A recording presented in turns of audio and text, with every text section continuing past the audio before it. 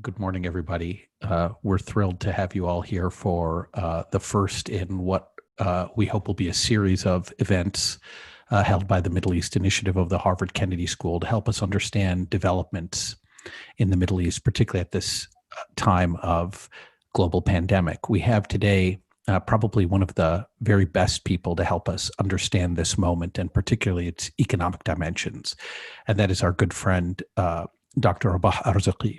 He is the chief economist for the Middle East and the North Africa region and the World Bank, and he's also an Emirates Leadership Initiative senior fellow at the Middle East Initiative of the Harvard Kennedy School. Before joining the World Bank, he had a number of high-ranking positions, including at the International Monetary Fund and other organizations. He's the author and co-editor of numerous academic publications. His work has appeared in the Quarterly Journal of Economics, the Economic Journal, the European Economic Review. He has published on a wide variety of issues and areas, and I can say personally that he has one of the most fertile minds of anybody I've ever encountered. He received his doctorate in economics from the European University Institute. His work has been reported on widely in the press, and we are really thrilled to have him here with us today to help us understand the economic dimensions of the COVID-19 crisis in the Middle East, and particularly to help us think about what the policy implications of it are. What kind of policy advice do leaders in the region need to hear? Please go ahead, Rabah. Thank you, Tarek, for the very kind invitation. I'm delighted to be joining you today. So I'll be talking about a recent piece and an associated report that we just released at the bank. And the title of the piece is Coping with a Dual Shock. And the Middle East is indeed faced by such a dual shock as the COVID-19 and the collapse in oil prices. Let me start by giving a bit of a broader perspective on the world economy and then zoom in on the region. So the world has been brought to almost a standstill as a result of this new pandemic, and which has claimed over 88,000 lives so far. And this standstill has also challenged many of the our previous understanding of how we should deal with the type of the sequencing of intervention. In this particular case, the health issue or the health concern and the associated social distancing, the banning of travel and social distancing has really brought the economy to a standstill on the back of trying to stop and slow the pandemic. So it really has challenged many economists in the way we try to understand ways in which we can sequence, but also try and move forward from that this lockdown, which of course are hurting the economy in massive way, leading to layoffs. So at the global level, we have seen capital outflow from emerging and developing countries. The region has been impacted, most importantly the Gulf countries. We've seen a slowdown in remittances, tourism, which also the region rely upon. But also importantly, a collapse in the oil price, which has coincided with a breakup of the negotiation within OPEC, but also with his ally, most importantly Russia. So all this, and of course, a lot of turbulence in financial markets have also ensued. So while the global economy is direly impacted, the Middle East and North Africa region is also very much facing that dual shock and is really at the heart of this turbulence. So today I'm going to try and first talk about the two shocks separately, their consequence, and then the policy implication. And then I'll be delighted to take questions and comments, as Tarek mentioned.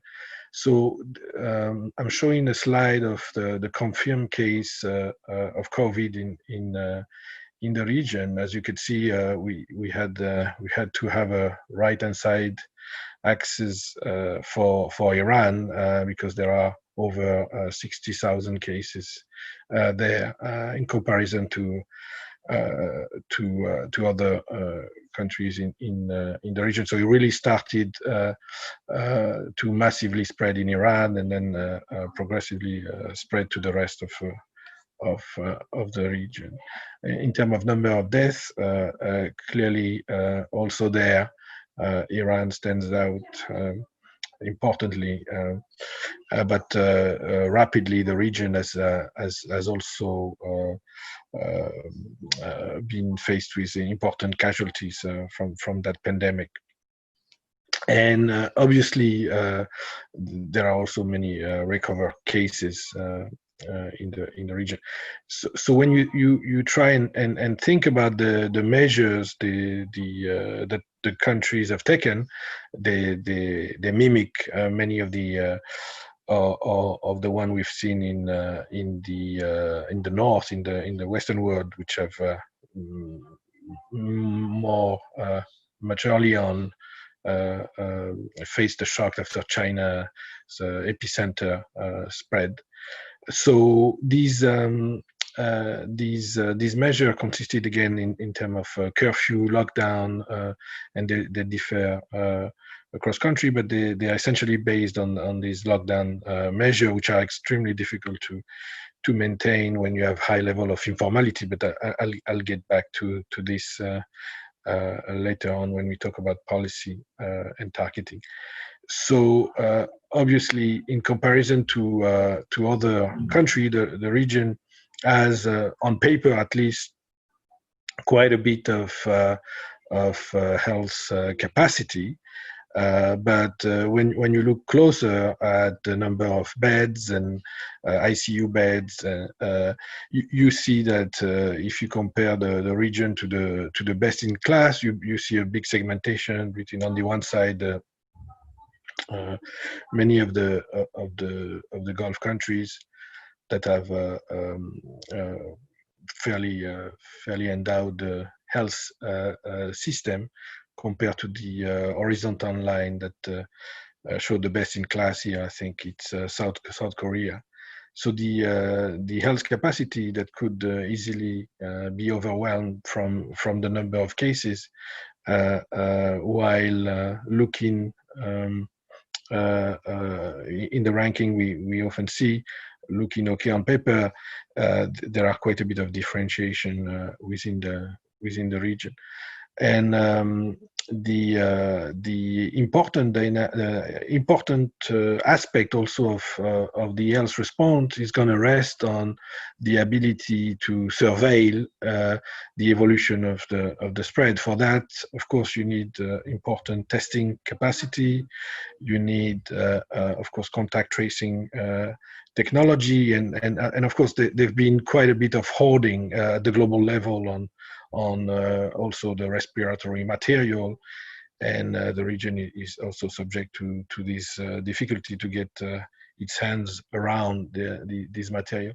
And I got that chart from a recent JP Morgan report. The data on testing, as for other type of data in the region, is very hard to come by, but you could see that the number of cumulative tests that has been performed in the region is very low, except for some of the Gulf countries. So we're really at the what's worrisome is not that the region has not taken the immediate measure of that are precautionary in nature to try and stop or slow at least the spread, but that the extent to which testing is being performed is very, very low, and that could be going forward, a source of worry. And this links to a theme that we've been trying to bring about as one of the most weak link for the region, which is the traditional lack of transparency, which has, I think, hampered the development of a genuine private sector and the way public finances are managed. But here, in this particular health crisis context, could have severe consequences if that health surveillance capacity is not ramped up, and if the free flow of information is not managed properly. These are the two countries that for which we could get good data on cumulative testing, as you can see, at least for Tunisia, which is the right-hand side axis, very, very low levels of testing. So that's for the COVID shock. So while the region has, at least with the statistic we have, shows a progression in terms of death number and cases, we worry that on the health capacity, but most importantly also on the health surveillance front, there is a need to realize that the lockdown is, in a sense, a way to buy time to ramp up that capacity, and that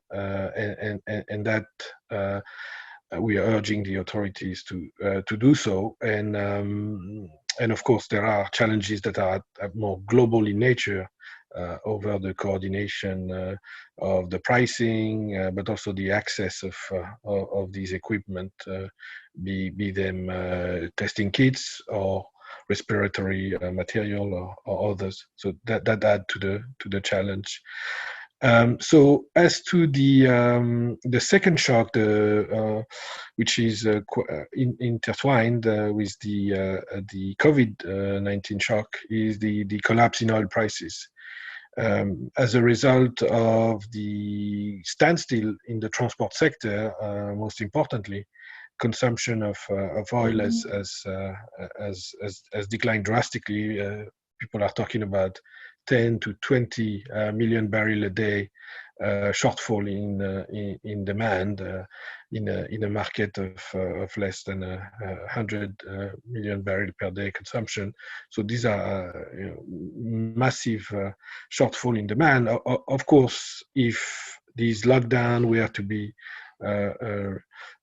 released, and if of course the health crisis were to be, as we hope, temporary, we could see pent-up demand bringing back prices.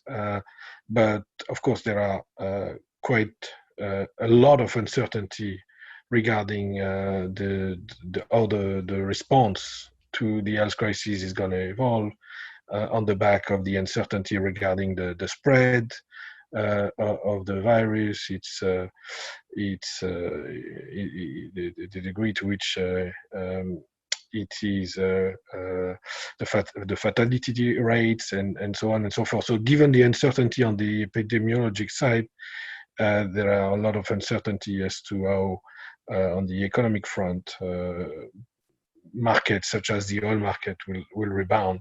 But of course, as I said, these dual shock are intertwined, but they're distinct, because one component of the oil price collapse is related to the breakdown in the negotiation between OPEC and its ally, most prominently Russia.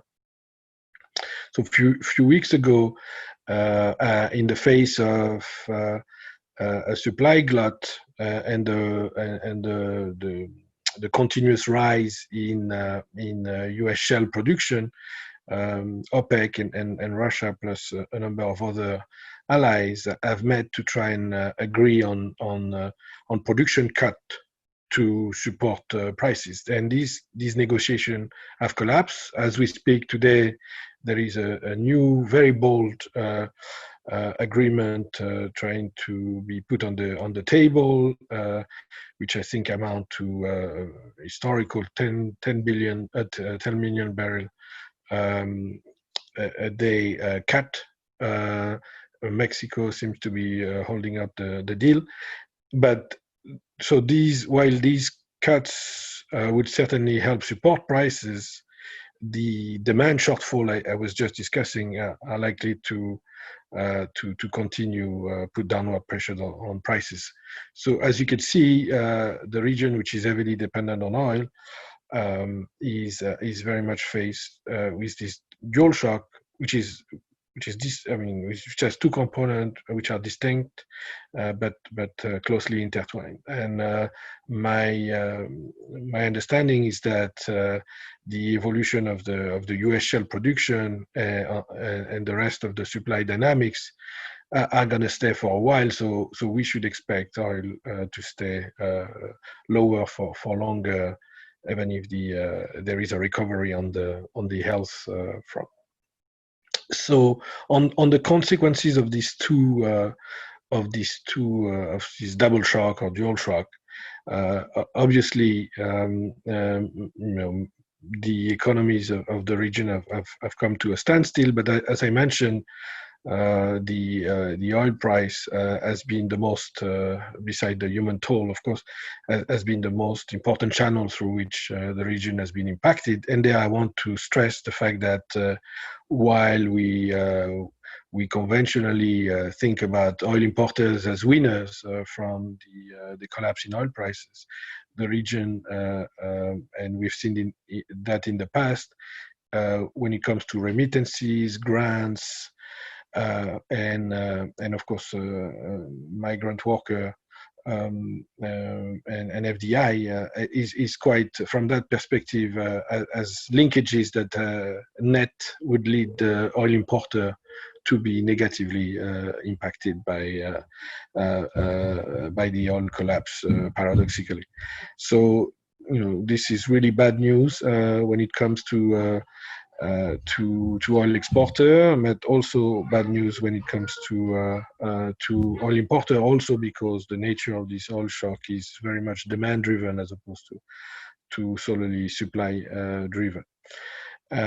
This has put stress on many of the oil exporter who already were facing important difficulties on the fiscal front and running out of foreign exchange, and put downward pressure on the currency. Most of them are peg or manage float. But of course, the other shock, the COVID-19 shock, has brought economies to a standstill. This is also a supply and a demand shock. So you could easily see that if the transport sector is affected, tourism as well, all the distribution, we have also signed that there are shortages emerging in terms of food markets. I worry also about the soon to be Ramadan, the Ramadan months coming. So in many parts of Africa as well, we see local prices picking up and shortages also emerging. So this is a source of worry. It's related to the importance of the distribution sector, but also there are labor workers that are indeed working in the fields and also not participating as much as they did before. So very, very worrisome there. The COVID shock and its consequences are again supply and demand related. There are feedback loop between the two. And it is hard to think of how this could go, this lockdown could go go on for too long, and I worry that the lack of testing might make the exit strategy from this lockdown not as orderly as we wish it should be if we had built the testing capacity. So let me now turn to the issue of the policy response. But before I do that, I'd like to make a point about the structure of Middle East and North African economies. So clearly, in advanced economies, there is going to be, and it's happening as we speak. There is a renewed call for an increase in the role of the state. And we see it in the fiscal expansion to finance the health crisis, but also to cushion the economic impact of lockdowns and associated measures. In the Middle East and North Africa, the state role has been prevalent, be it in the form of state-owned enterprises, been prevalent in the region, and the important size of public sector employment. Rabah, may I interrupt you for a second? Is the PowerPoint meant to be still on slide number 7, or has there been some technical stall? No. Yeah. It's as I told you, it's a disparate set of slides. I haven't. No problem. Just there's some questions here. So we're on the there's no slides that people are not seeing. Okay. Yeah. Apologies for the uncoordinated manner, but that's what I have for now. But I'll probably use the rest for the question and answers. And so I was trying to make the point that there might be a silver lining to the importance of the role of the state in the region compared to advanced economy, where the state has to ramp up his presence, be it on the surveillance front, on the health surveillance front, on its ability to backstop the private sector, employment, limit the mass layoff. So in some way, there is a silver lining to that disproportionate large role of the state in the region in this time of crisis and perhaps beyond. Historically, we know that after wars or big calamities, the state does come back in important ways with increased taxation pressure, and for the good reason, because there are important shortfall coming out of what the private sector could deliver. So the region could be in a position, if it increase its people-centric nature, but also its transparent, its level of transparency that could help build and or rebuild trust with the citizenry, which have been exposed during the protest that preceded the COVID-19 spread. So clearly there is a silver lining for the region, but the state has to seize the moment to try and be much more efficient in the way it has performed thus far. There are important automatic stabilizer and an important number of subsidies in place in the region that are widening deficit, but are the right thing to do in this time of big shortfall in demand. So in terms of the policy response, and I'll also blend in what the international organizations are doing. So the countries have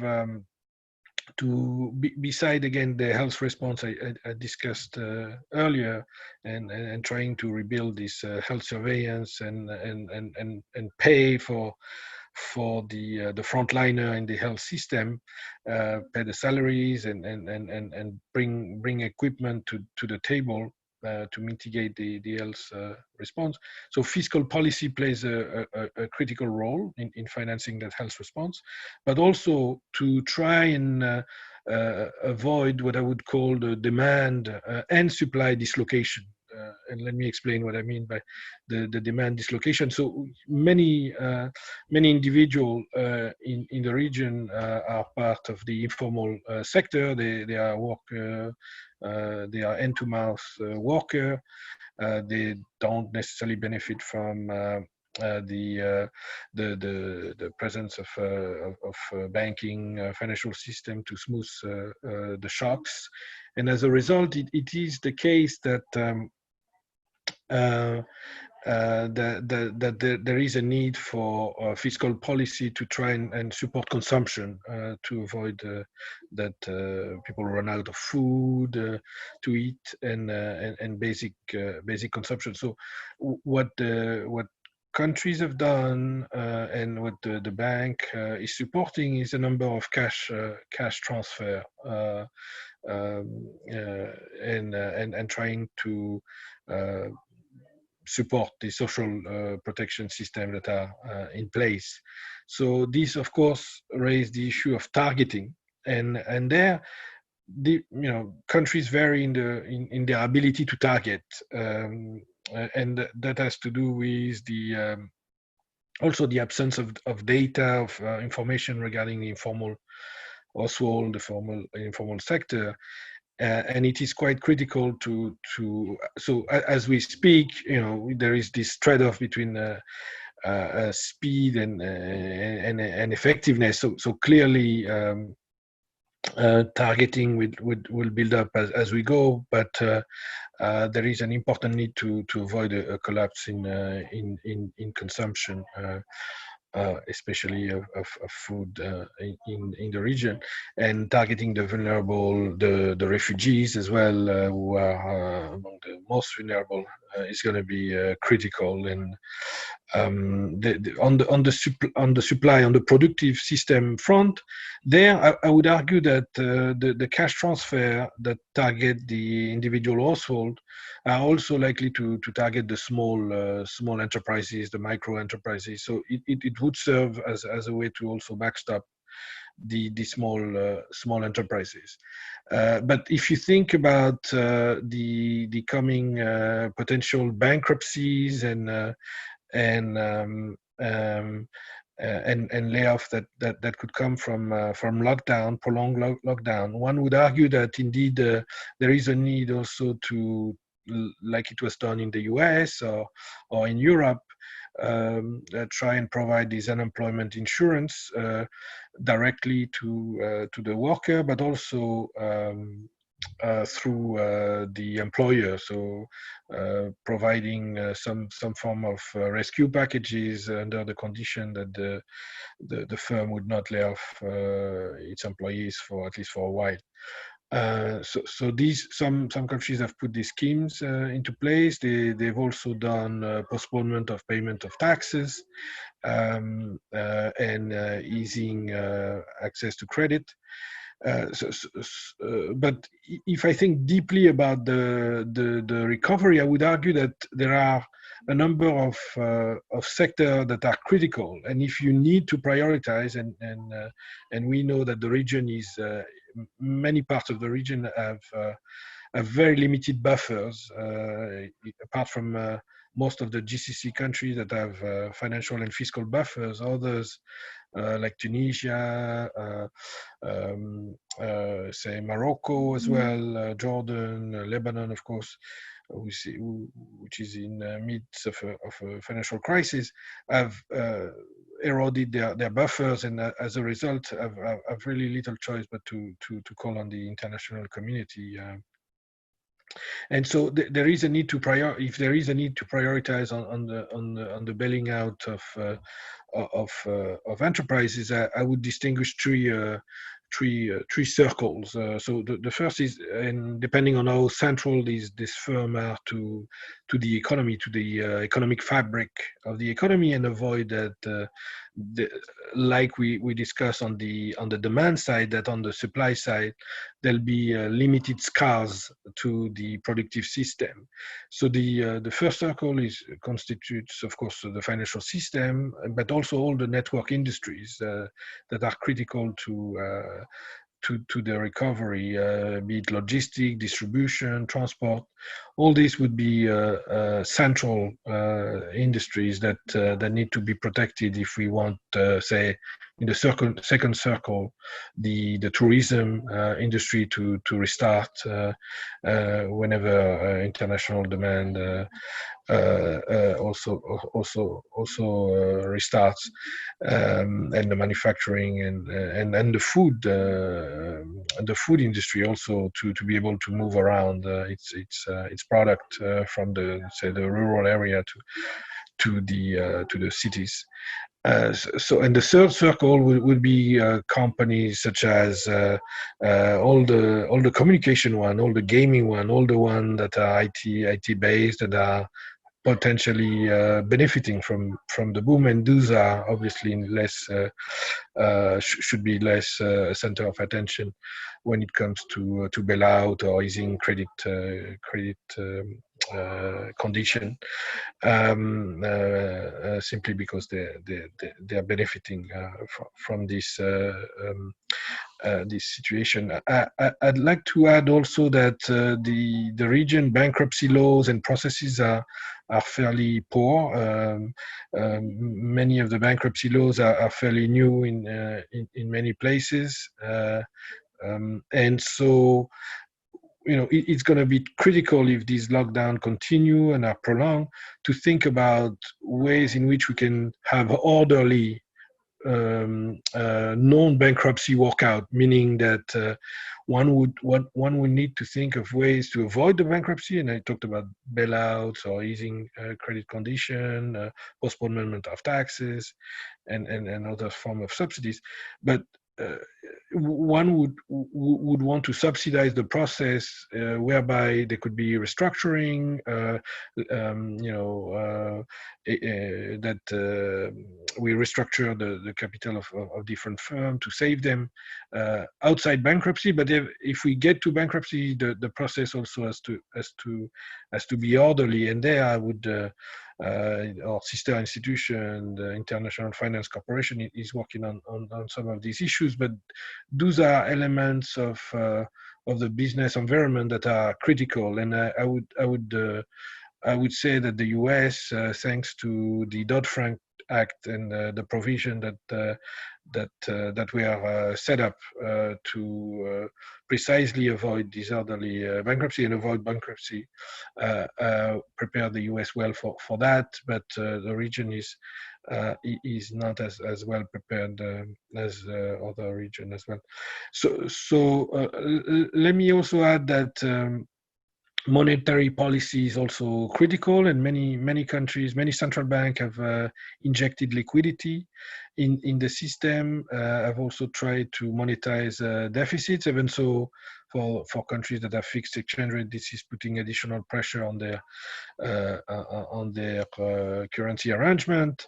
So while there is an important role that monetary can play in absolute term, I mean, clearly, the US and Europe, the ECB and the Fed have been able to come to the rescue. It is not possible to do similar thing for most countries in the region because of the pressure this would put on exchange rate. And if you take countries like Jordan or Lebanon, further depreciation of the currency, given the level of debt, foreign currency denominated debt would have massive consequences and lead to fatal currency mismatch. So, the space on the monetary front is quite limited.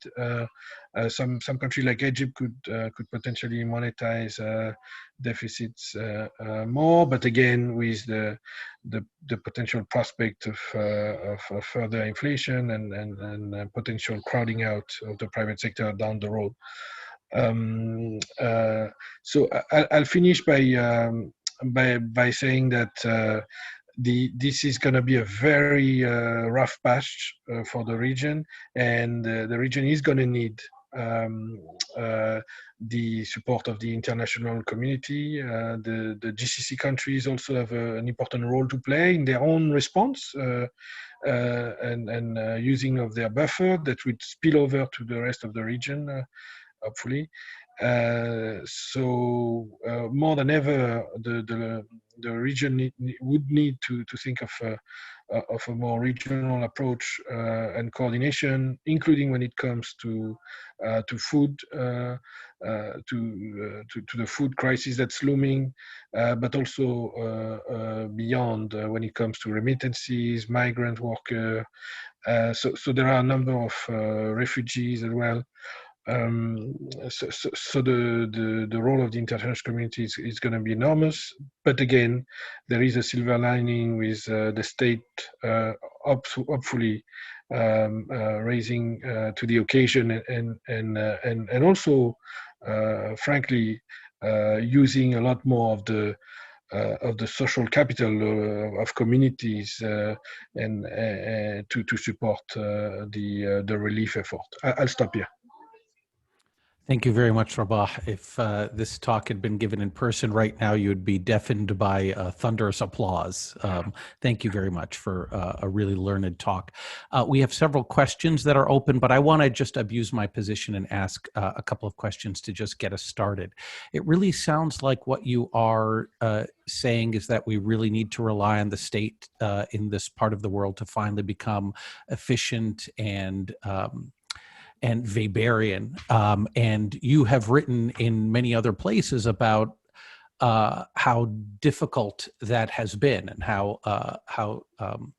the state is not those things. So I guess the first question I wanted to ask you is, how do you're talking now about the state having to do things like offer subsidies, et cetera. How do you prevent those subsidies from being directed to cronies and rent seekers, et cetera?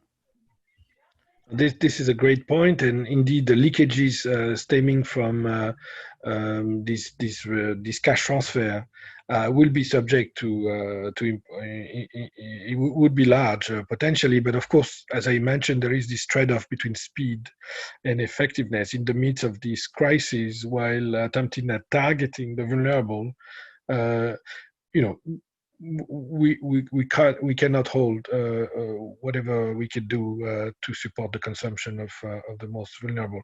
I have been an ardent pusher of digital payment and mobile payment solution that could allow for not only better targeting when combined with people digital ID, but also more traceability. And the bank, as so other institution, is pushing right now in the midst of the crisis to enact, and several central banks are actually issuing several licenses for mobile payment. So I'm hoping that not only this would allow to develop more vehicle circuit to deliver the monies, but also allow for more traceability and therefore more accountability in the way these cash transfer are being deployed. It is a moment. We've released a report on the issue of transparency and argued that if there is one conditionality that should be put on the front of helping country, it should be advocating for much more transparent ways in which the state procure and deploy its fiscal policy and contracts and so on and so forth. So really, if there is a time when we want to limit leakages, it's now, and failure to do the most we can to target would, I think, backfire in important way. So as we go, we would want the state to be able to target further and build that capacity through more use of digital mobile payment, but also garnering more information of individual. But then again, there's another trade-off that's coming on the surveillance states, and so there are several trade-offs at different horizon of the response to the crisis, and I think they're all very relevant to where the region is going to be heading. I'll ask you one more question based on things you'd been writing before this current moment. You'd been one of the, I think, most analytically acute analysts of the current, what I might call accountability movements that we had seen arising in the Middle East, in Lebanon, for example, in Algeria and elsewhere. And I wanted to get you to reflect for a minute, or help us understand how the current crisis might impact those movements. I recently came across a paper by an historian, Christopher Rose, I believe his name is, at the University of Texas at Austin, where he tried to show that, in fact, the 1919 revolution in Egypt was precipitated by the Egyptian government's failure in 1919 to respond in 1918, sorry, to respond adequately to the public health crisis of the influenza pandemic. Do you see something like that happening region-wide today? Yeah, so this again, this is a big test for the legitimacy of states in the region. The immediate test is whether they're going to be able to build that capacity to really get a handle around the information flow around the virus, its spread, and how to contain it. So all that dimension is really traditionally the region has performed very, very low in terms of free information flow, disclosing data. So I see that as the first hurdle to the success of the state's response. That's why we've been warning them about trying to get ahead of that traditional bias, if you wish, that could lead to a disaster if not addressed properly. In addition to the leakages you were discussing earlier, so I worry immensely about a failure of the state response, but I also am confident that when it comes to deploying that social capital and allowing for, say, cities, communities to take the response in its own hands, like we've seen in other parts of the world, that could also rebalance and somewhat lead to a shared legitimacy going forward. So there are tensions. There could be immediate failure, and yes, I think this could lead to massive protest and potentially collapse of certain states. But at the same time, I see a natural tendency to have more community-driven, more decentralized tendency that may actually augur well for more shared power in the region, if you wish, and that would possibly drive us to more democratic region. Okay, I'm going to start working through the very excellent questions that we have in the Q&A. The first question she asks is about your comment about cash transfers as a way to target both individuals and small enterprises. And she asks if you would describe more what the World Bank and international community are thinking about in that regard, particularly for migrant laborers and refugee workers in the informal economy. So that's her first question. The second question was a question actually that I think I had and many others might have had when seeing the earlier slides. Much of your data on testing rates and even fatality rates comes from the governments. And her question is the data reliable? And for example, do you trust the Iranian data less than you might trust the, say, Tunisian data, or et cetera? If you could talk a little bit about data reliability. No, so and Tarek, you know much more about these issues than I do. But indeed, I'm showing now a chart with the testing in the US. So clearly there is a debate as to the selection bias that surround the statistics. So who are the people being tested? Are there people showing symptoms? Are the yes, there are concern, and I think there've been a few press articles again on the willingness of some government, not just in the region and beyond, trying to cover up a bit the spread and the fatality surrounding the crisis. I think that's a very terrible move and could backfire again massively. So I worry that they at least at the onset there was a tendency to not be upfront about the statistics, but deeper is the issue of even if we were to have statistics, we can't be lazy with them, and they can show again, if there is no random testing, they could show things that are completely biased and hard to interpret. So I wouldn't say more about this because getting data on testing has been very difficult, and let alone getting the nature of the test or random they are. But what is stunning, starking from the test data we have is very low, extremely low. Maybe also because it's there is this hoarding behavior at the global level, and tests are difficult to come by. But yes, no, I would agree that there are severe issues. They are multidimensional on data in the region, and they've been conventionally the region hasn't been upfront on a number of statistics that appear sensitive. So I think this, if anything, this health crisis should it's a teaching moment for being much more transparent and building trust.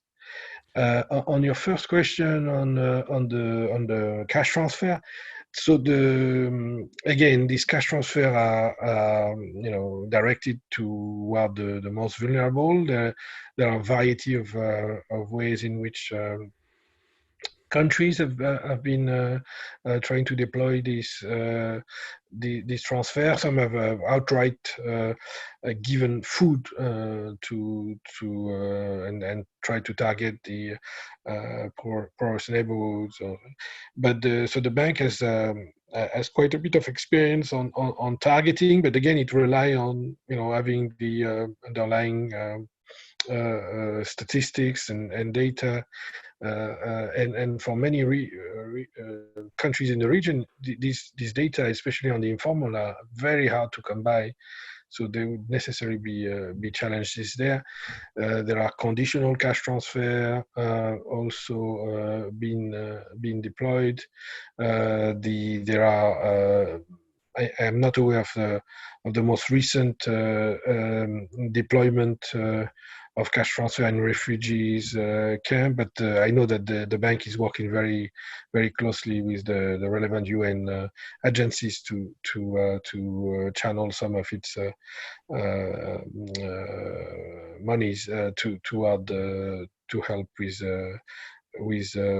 refugees, and the bank has set up a number of facilities, an emergency facility to really help on the purchase and the procurement of materials, medical material, but also to help fund some of this broader program of cash transfer. The way it's deployed in each country would depend on what is already available, and whether the bank can expand the coverage of who participate in social protection program, but also extend its reach in terms of what it proposes in terms of employment insurance. So it's multidimensional and vary quite a bit across countries.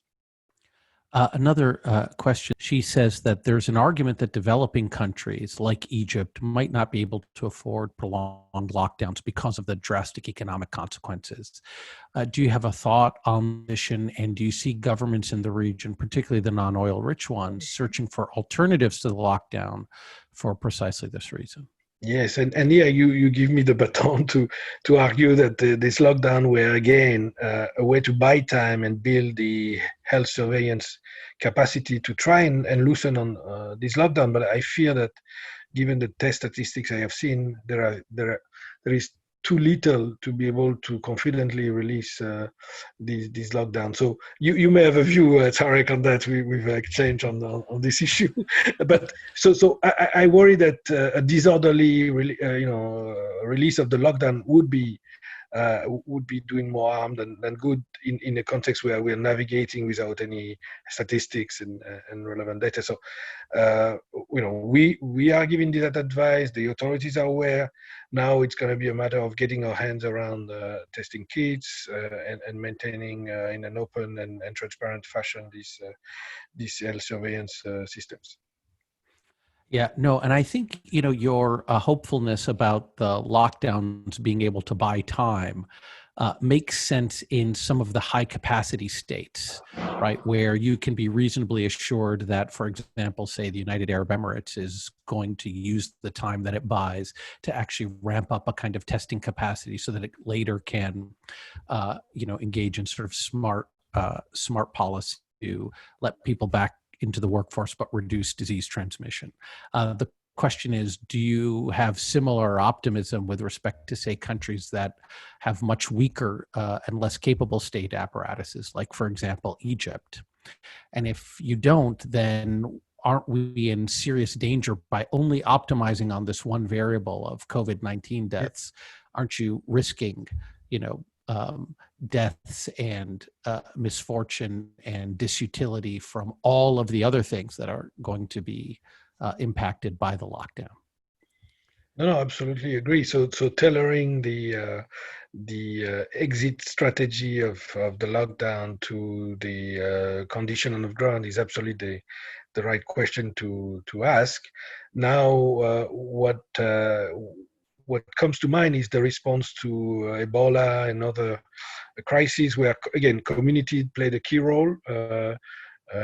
We know in the region that there are a number of communities that around mosque, church, that could play an important role in trying to help organize, give the right advice in terms of, say, washing hands. So it may not be as effective now as social distancing, but they may play a critical role in educating and informing and perhaps moderating interaction, but also perhaps collecting relevant information to, maybe imperfectly, but getting as close as we can from the optimal solution that more advanced economies are putting in place. In the few minutes remaining, I just want to get through some of the additional questions that we have. What consequences do you expect this pandemic to have on migration and nationalization in the GCC countries? Do you expect a permanent labor outflow and expediting of nationalization, or something else? Sorry, I didn't catch the country where. GCC countries. So nationalization? Yeah, it's, in other words, programs like Saudization, Emiratization. But yeah. So indeed, we already are, at a place where the state role in the economy is important. So I can't see how we could do more of that. But again, no, I think the question was more about replacing foreign workers with domestic ones. On the labor market. Thanks. So so I worry enormously, and I've been having discussion with our friend from the GCC on this notion that they have flexible labor market, meaning they could easily lay off workers from the region, but also South Asia, and this just use that as a variable of adjustment, if you wish. I think that's a very, not only it is the wrong thing to do from I would say an equity or from a point of view of showing some solidarity with workers that have supported the productive system, especially the service system in this country. But it also, I think, have a reputational risk for countries that do that in the midst of such a crisis. But also, it would make economic sense to, again, for the service sector to be able to restart to for a few months, like Saudi has done. I think for 2-3 months, pay help employers continue pay the salaries. So I would think it makes total sense to not send back workers at home and then have to call them back when the health crisis decrease. We know also that on the higher skill segment that the Saudization policies and other nationalization of the labor market have not worked very well because they haven't fundamentally changed incentives. So I would think that if there is a catalyst to transform, diversify, that would not be the tool that I would use as appropriate to do that, but more fundamentally, limit barriers to entry for investment and bring more economic contestability would be a far greater way to grow the pie and bring more of the GCC national into the plate and rethink also the public employment policy in the region. We have another question here from another Kennedy School student who's also an Emirates Leadership Initiative student. He asks, what kind of regional coordination should we hope to see to help with the pandemic, the effects of the pandemic, whether on the health systems or on the economy? So what kind of regional coordination? Yes, so as you know, the region is not is one of the least integrated in the world, and we've been disappointing time and time again on the ability of the region to come together as one, and of course this has culminated in conflict and so on and so forth. But this would be the time when I would see that on the health front and on the data sharing, there should be some immediate steps to be taken, like it's done in the ASEAN region, to share the data, try and operate a surveillance at the regional level so that contain and measure are most effective. This would be one. On the economic front, I would also argue that the GCC has an important role to play in helping going forward, helping restart the economies of the region, similarly to how Germany, say, in Europe and others would have an important role to play there.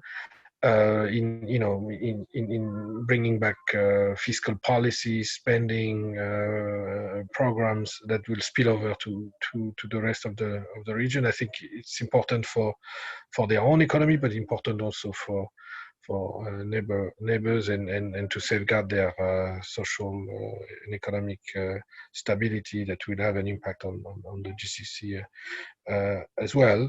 On the food crisis, I also see that as absolutely essential that some coordination to avoid hoarding and that the type of behavior we've seen on masks and other medical material being snapped at the tarmac of airports by different countries. So the region as a whole should come as one. There's going to be a number of issues also coming on the international pricing and access to some of the vaccine that's coming, that's likely going to be patented.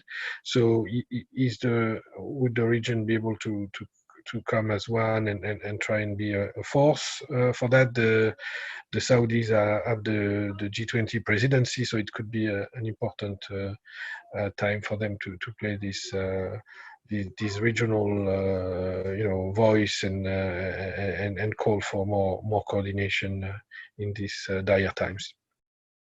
There's two more questions here in the queue.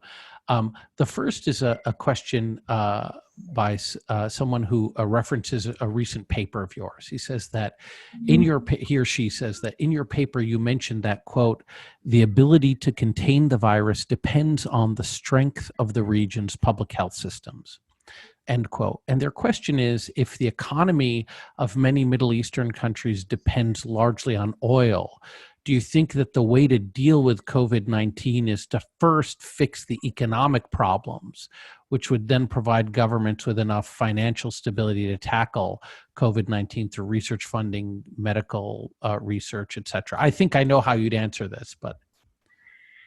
Yeah, no, so, I can't see, everything is over-determined by the health dynamic. And so I would argue that while there are important steps to be taken to support consumption and access to food and avoid dislocations, it is it's fundamental to get a handle on health. If the government coffers are empty, again, this is where the international community needs to step in. But health as the overarching determinant of the exit from that crisis and the easing of lockdown as we go would be much easier if we can get a hold of the health crisis. A question here about Saudi Arabia that I wanted to make sure we asked is about the policy options that Saudi has. So it sounded like you were saying that this is not the time for them to be cutting spending. But obviously this is something, if you think about Vision 2030, et cetera, this is something that they had long realized they would need to do. And in fact, I guess the question here is, do you believe that the current economic crisis will compel the government to move further in the direction of doing things like getting a handle on spending, raising taxes, et cetera? Yes, so I've been arguing that whilst we're in the middle of that historical and unprecedented health crisis with economic ramification, today would not be the time to fiscally consolidate. And only when the recovery is well underway should we contemplate, consolidating fiscal policy and so on and so forth. So I know that there was an attempt early on the Saudi authority to consolidate, but very quickly they realized that the dislocation that could come from a shortfall in consumption and mass bankruptcy and layoff could outweigh any gains from fiscal consolidation that could any gain that could come from that and would cost the Saudis enormously in terms of basically essentially destroying its productive capacity and also leading to poverty, entrenched poverty and social discontent. Another question that we have asks about some of the work that development organizations and international donors are doing, and she asks that says that it seems like many of these organizations and donors are just redirecting funds from reconstruction in Middle Eastern conflict zones toward fighting this pandemic. And she wants to ask you what the longer term effects of this policy will be.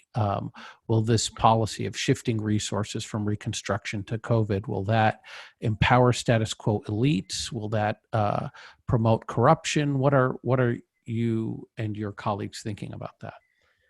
So, I would take issue with the redirecting from reconstruction. I'm not sure I understand whether reconstruction meant public investment, or did it mean away from countries that are post conflict? Post-conflict. I think it means it's about post-conflict. That's clear in the question. Sorry if I didn't make it clear. No, I would take issue with that. The bank and other international organization have, I think, understood the severity and the importance to immediately address the health crisis, and be it in post-conflict country, in conflict-affected country themselves, and I think we're working very closely with the UN on this. So, I would take issue. But I would agree that yes, public investment, more longer-term type of project have and rightly so, not been put on pause to really think about the immediacy of the crisis, and I think that's the right thing to do.